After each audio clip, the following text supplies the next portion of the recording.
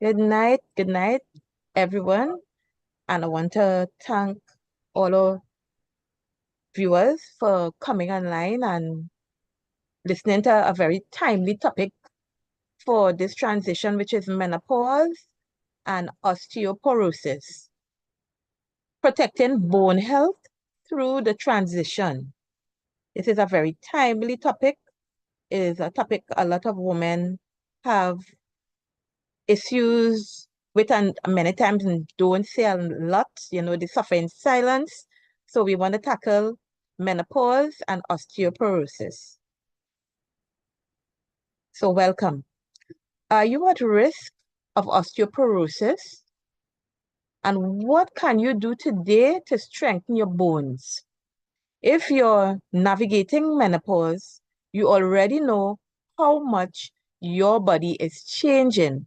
But did you know that up to 20% of bone loss can happen within the first 5 years after menopause? Well, the good news, you have the power to take control of your bone health starting right now. So, in this live session, I'll break down exactly how menopause impacts our bones, why osteoporosis is called the silent disease, and most importantly, what can you do to prevent fractures, maintain strength, and keep moving with confidence. I've helped a lot of women apply these strategies to protect their bones naturally without the use of extreme diets or complicated workouts. Now, you have a choice. You can wait and hope that your bones stay strong, or you can take action today with simple, proven steps, steps that could change your future for the better. But here's the thing, bone loss does not wait on anyone. And every year, without taking any type of action, that increases our risks of getting fractures. So stay with me here, because by the end of this session, you and I will walk away with a clearer, actionable plan to support our bones. Stay active, feel empowered through menopause and beyond. Let's get started. So hello everyone, and thank you for being here today. My name is Nurse Maria, and I'm very excited to guide you through this important conversation. This conversation today is about menopause and osteoporosis. With a number of years, 10 plus years of experience in this particular area, which is health, wellness, and coaching, I've worked with many women navigating these changes that come with menopause. My goal today is to provide you with practical, actionable knowledge to help you take control of your bone health. So why does this topic matter? Well, menopause is a natural phase or part of the aging process with females, but it brings significant changes to our bodies. One of the most concerning being the increased risk of osteoporosis. Many women don't realize how crucial bone health is until they experience issues like fractures or chronic pain. The good news, there's a lot we can do to strengthen our bones and maintain a healthy, active lifestyle at this time.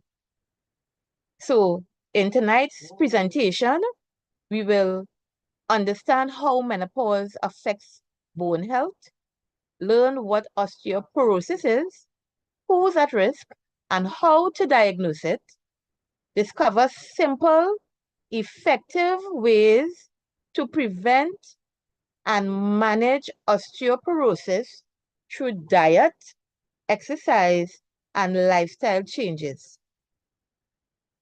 But the most common myths about osteoporosis, and empower yourself with the right knowledge. Knowledge is power. So let's start with a quick question. What comes to mind when you hear the word osteoporosis, ladies? You can tick it online, type online, and what comes to your mind when you think about it? Take a moment and to think about what comes to your mind. Is it a frail woman, broken bones, something only old people get? You can share your thought with us online so we can see, or you can unmute your mic. And what do you think when you think about osteoporosis, ladies?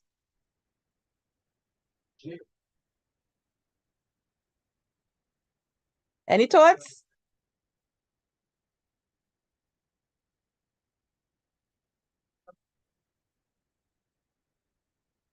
Okay, so now let's dive into the basics of menopause and how it connects to osteoporosis.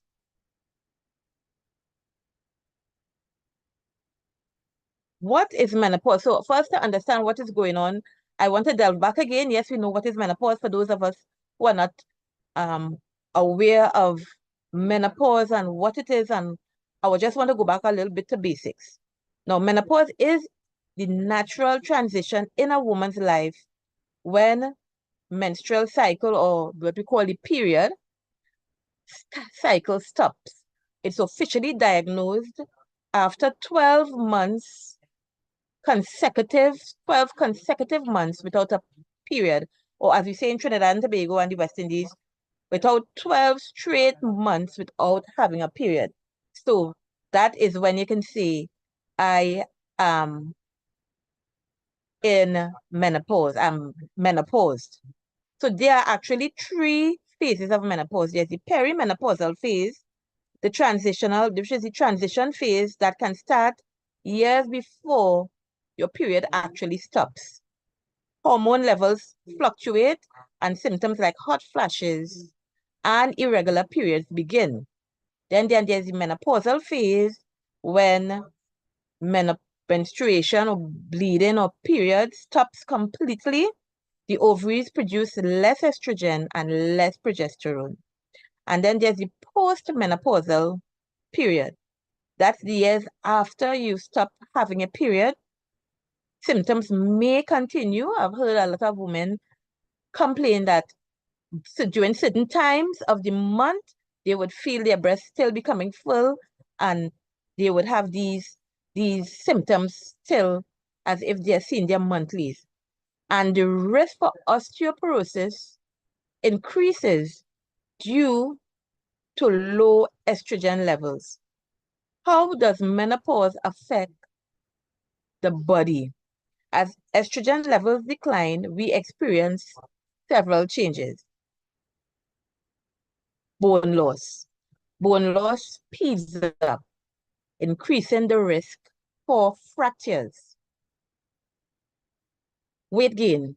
Weight gain is common due to the slowing of our metabolism, hence the reason why we we find many of us we eating like just as we were before menopause, and we have basically a healthy diet, but however, we find that we are putting on weight, particularly in the mid area. What about mood swings? Yes, swings like anxiety and depression can arise because of the decreased levels of estrogen and progesterone. Hot flashes and night sweats disrupt sleep and energy levels. So what is the link? The link between menopause and osteoporosis. Estrogen plays a key role in maintaining bone density. When estrogen drops, bone loss accelerates. In fact, women can lose up to 20% of their bone mass in the first 5 to 7 years after menopause. Ladies, I want you to remember this. In fact, it is many women can lose up to 20%, which is a lot, of their bone mass in the first 5 to 7 years after menopause, which makes postmenopause particularly for a postmenopausal woman particularly vulnerable to osteoporosis. What do we need to know at this point in time? What is osteoporosis? Now, osteoporosis is a condition where bones become weak and brittle, making them more likely to break at this time. Think of your bones like a honeycomb. So osteoporosis causes the structure to become porous, like there are holes drilled in it, and fragile, weak. So what is the difference between osteopenia and osteoporosis? Some of us would hear the term osteopenia. Osteopenia refers to low bone density, but not severe enough to be osteoporosis. Osteoporosis is more advanced bone loss than osteopenia, which increases our risks of fractures. What are the risk factors for us at this stage in our lives, which is the postmenopausal stage of getting osteoporosis? We have what we call non-modifiable factors, which can be termed as the things we cannot do anything about, which is the things we can't change. For example, our age. Once we are alive, we know we will get older. So non-modifiable factors are age. Our age, bone density naturally declines as we get older, or as we go through the postmenopausal phase. Genetics. Family history. If there's a strong family history of osteoporosis, it raises our risks of having that problem, osteoporosis, during the postmenopausal phase. Ethnicity. Caucasian and Asian women tend to have a higher risk. So these are what we call the non-modifiable factors. Let's look at the modifiable factors, which are things that we can actually change. Modifiable factors are diet. A lack of calcium and vitamin D weakens our bones. Lifestyle. A sedentary lifestyle is not getting up and exercising. You're in bed, or you're just sitting in the chair, snacking, watching TV, not moving around much. A sedentary lifestyle or sedentary habits contribute to bone loss. Medication, long-term use of steroids or other drugs can weaken our bones even more at this time. So what are the symptoms and diagnosis? Osteoporosis is known as what we call the silent disease because it doesn't cause symptoms until a fracture occurs. Common fractures happen in the hip, which can lead to serious disability, the spine, which causes height loss, and a hunched posterior. No, we can relate to that. We have our grannies and elderly aunts, and we can relate to some of those changes. Some of us get hunched, and you were looking tall at one time, but because of the hunching, because of the osteoporosis, your causes a loss in height.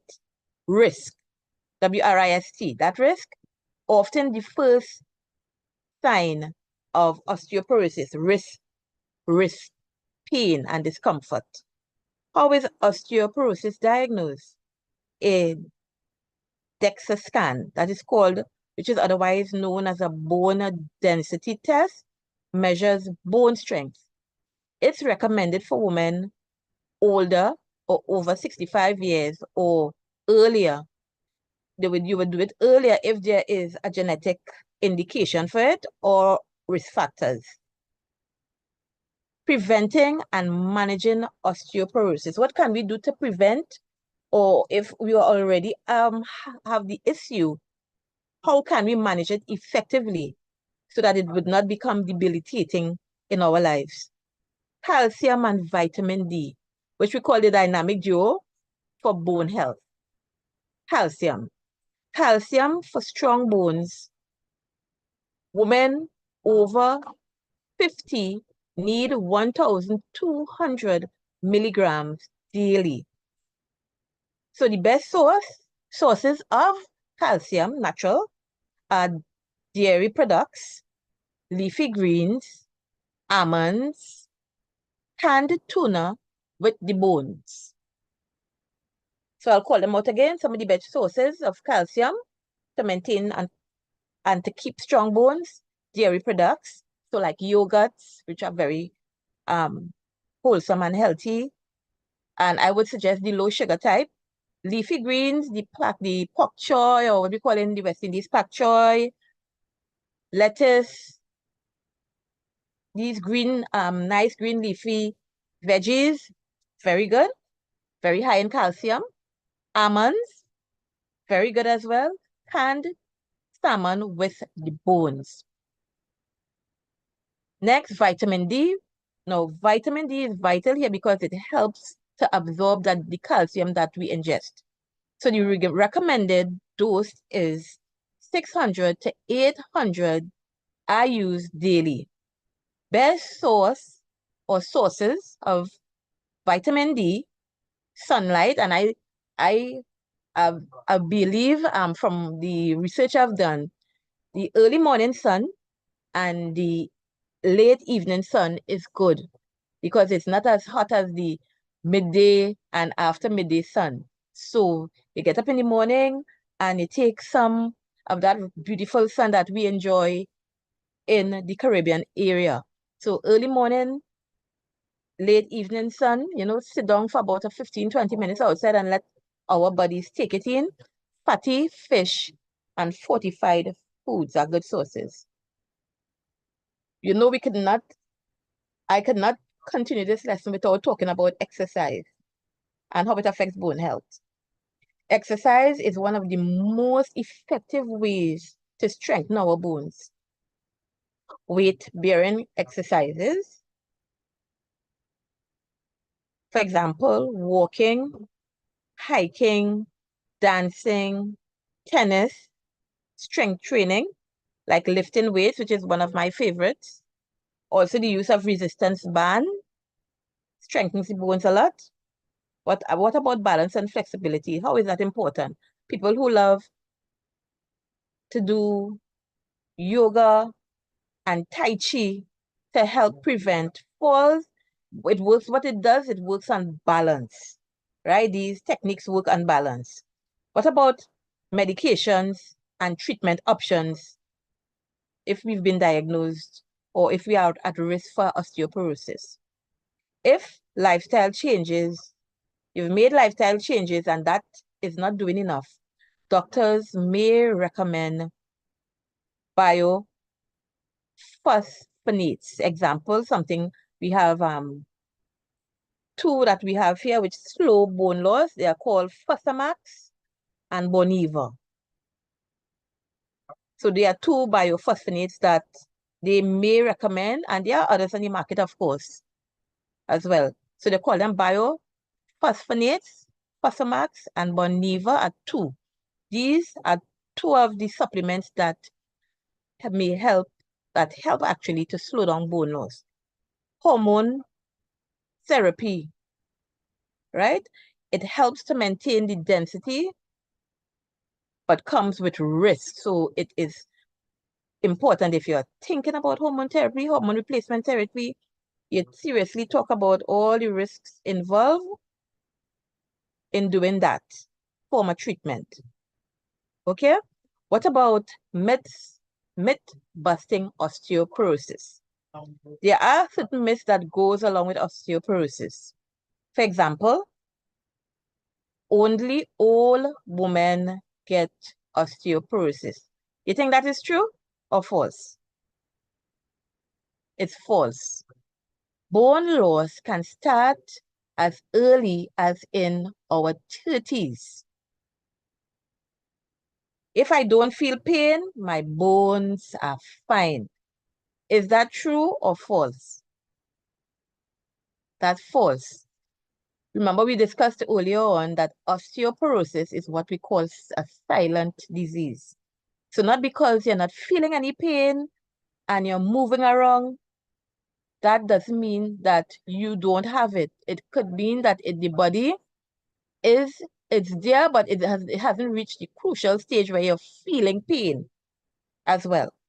So that is also false. If I don't feel any pain, I don't have it. It's not, that is false. What about the next myth? Dairy is the only way to get calcium. Remember, we went through some sources just now. Dairy is not the only way to get calcium. That is false. Many plant-based sources exist. We talk about almond milk. We talk about other foods like the salmon and all of these nice greens and stuff that we can get our vitamins from. So, what is a daily bone health routine? We can have that as a takeaway, as a bone health routine that we can practice, which can help us to live a higher quality of life, not a life having a lot of pain and discomfort. What can we do? Eat a bone-friendly diet that is high in calcium, that is high in vitamin D. And remember, we talk about supplementing as well. So women who are darker toned, which are women of African descent or darker toned women of East Indian descent and other mixed descents, we do not take in the vitamin D as those of our fairer sisters, like of or Caucasian sisters and my Oriental sisters. We do not take in our vitamin D as them because of the melanin in our skin. So many of us will have to eat a calcium and vitamin D rich diet as well as taking supplements to help to bridge the gap there. What about moving our bodies every day? Very important to move, to stretch, to do some walking. It doesn't have to be anything rigorous, but move. We were meant to walk, to move. As far as we know in our process of growing, one of the first things we do as babies, we get start to crawl, we creep, we start to walk. Walking is vital to keeping our bones strong. So walking, doing weights, tai chi, things to keep us active should be implemented. Some form of exercise on a regular basis. For those of us who smoke or drink alcohol, these habits tend to weaken bones even more quickly at this age group, at this high risk group. So the reduction or cessation of alcohol and smoking does a lot to help you with this risk factor at this time in your life. What again can you do? Schedule a bone density scan with your healthcare provider. If you think you may be at risk because of lifestyle, genetics, age, etc., schedule that test with your doctor so you would know where you are and you can get the necessary recommendations as to how to deal with the issue. So what can we do? Quick exercise that you can do is a chair squat, right? You go on the chair and you use it as a backing and you can squat using the chair as a back and do some squatting while holding onto the chair and going down, turn the chair backward, hold on to the back of the chair and go down and up. That helps to strengthen the knees, the legs, the hips. And what about balancing, a balance exercise? Simple. So one of the simplest things we can do is standing on one leg. And for those of us who have pains with bone pains already, you can hold on to to something, don't try and do it on your own if you know you have issues in balance until you've done it a number of times and strengthen the legs and you stand up holding on to something on one leg, one side. Try it every day until it gets stronger and stronger bones and muscles. Okay, so I would like to open the floor and invite our audience to give personal experiences at this time and any pressing questions that we may have at this time as well.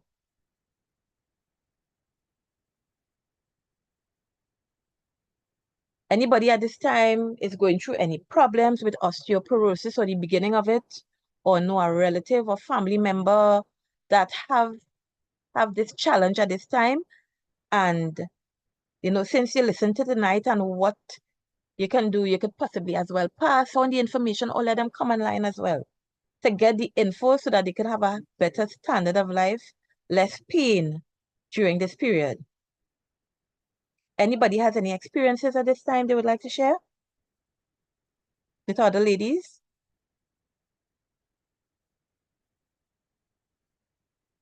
Okay, well, I would like to interject here then. If there are no questions, you could what I would like to say is that I personally believe I may be in the early stages of probably not osteoporosis, but I'm having um in my family we have arthritis.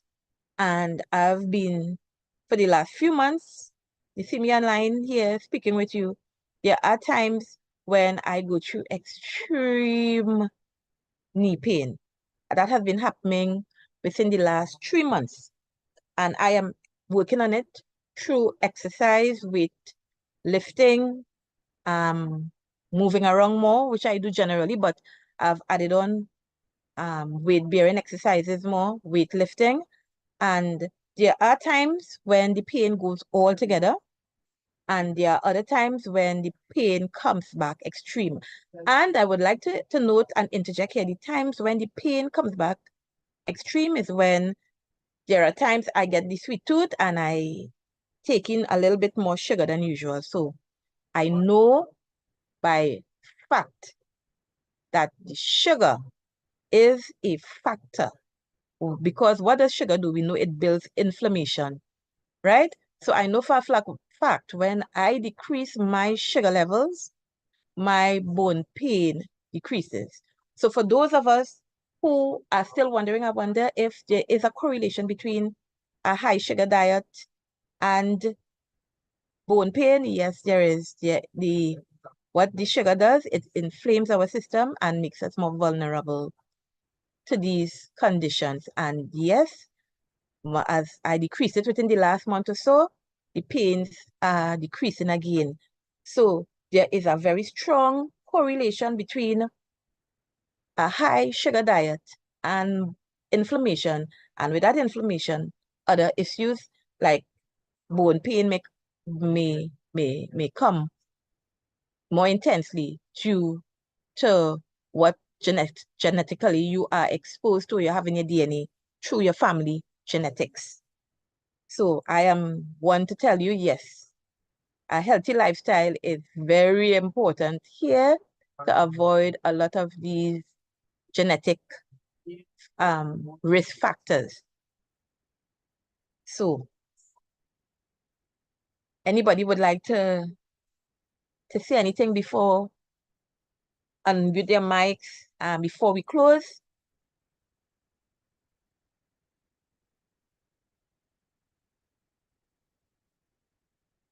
Okay. So here's at this point in time, I would like to encourage us in what next we can do to avoid or to manage osteoporosis. I would like to encourage regular bone checkups with a doctor, and remind everyone that it's never too early or too late to strengthen our bones. Never too late or never too early. The more we educate ourselves and we learn about this issue during the post or menopausal period, or from the time we start to get bone loss, which is in our 30s, we would be more able to deal with these issues effectively. So I would like to ask again Dr. Khan to come online as we close off so that he can put in his closing remarks. Dr. Khan? I see you have a question here. All right. So Can you recap the non-sun source of vitamin D, please? pardon me? Recap what you did with the sources for vitamin D. Sources for vitamin D. Yes. All right. I'll have to walk through that again.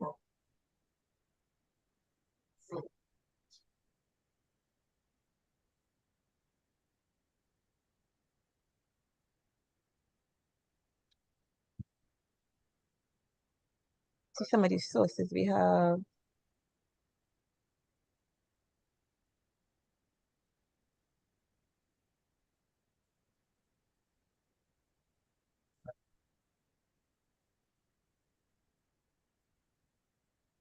Just now, and you can call out somebody time and I may find the exact sources we could get beside this the sun. We spoke about the sun. We spoke about as well as supplementing,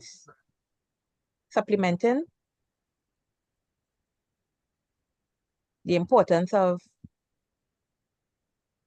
supplements during this time as well.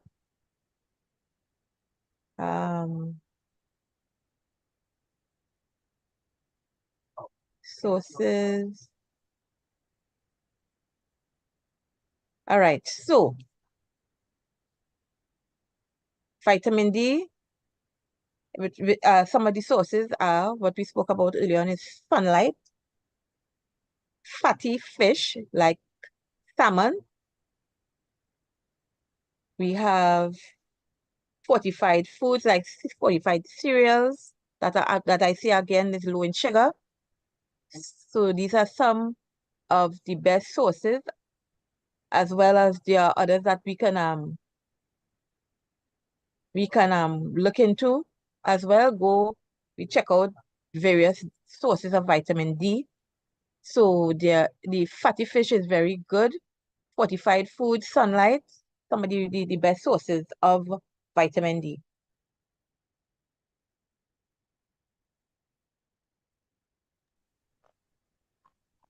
Thank you.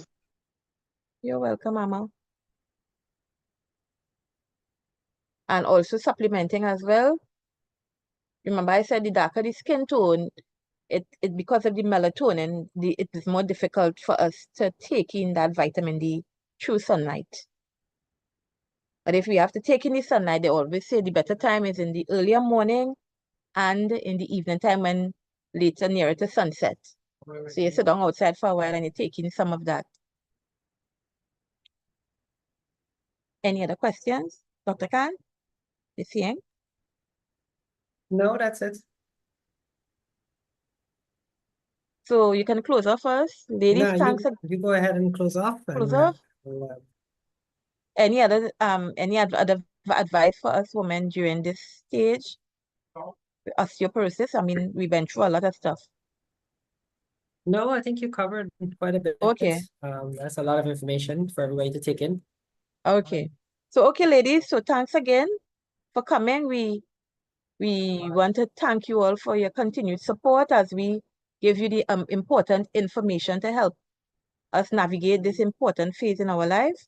So what we ask that you each one invite someone so that they can learn more about this critical and important stage in our lives so that we can navigate through this time in our lives with more dignity, with a higher standard of living, with less complications, and this would aid in a longer and healthier life.